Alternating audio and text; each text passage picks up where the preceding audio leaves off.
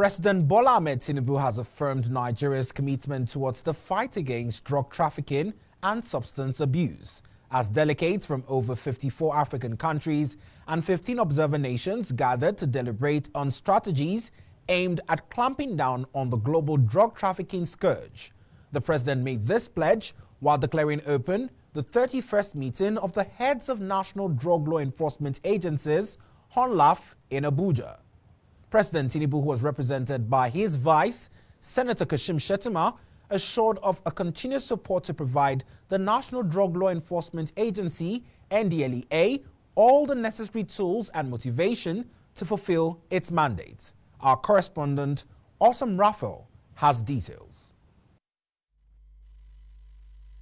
The 31st meeting of heads of drug law enforcement agencies, HONLEA, declared open by President Bola Tinubu, aims to foster partnership among law enforcement agencies in the continent and beyond.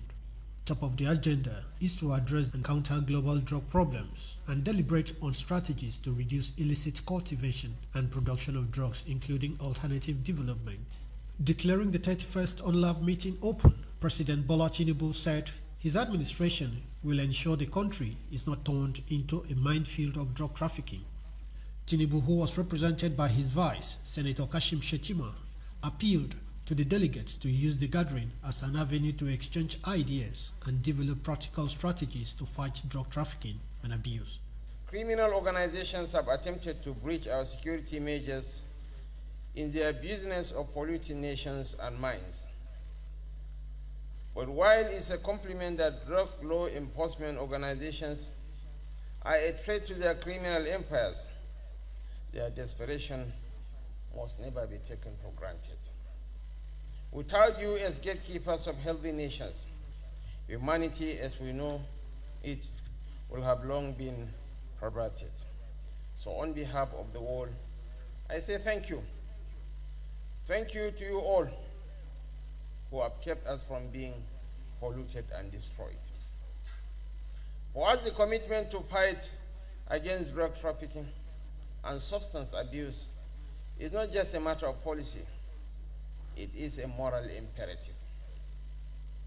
We recognize that the population at war with drugs is not a dividend, but a liability.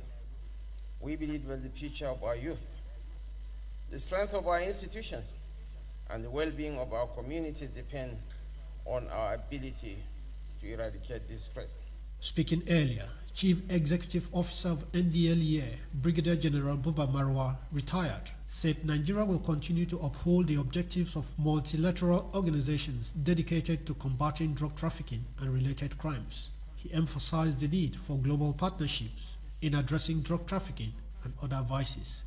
We are committed to the comprehensive implementation of balanced responses to the world drug problem with a focus on the health and welfare of humankind, while maintaining a strong and bold stance on countering illicit cultivation, production, manufacturing, and trafficking of illicit substances. No one country can tackle the problem of this magnitude alone.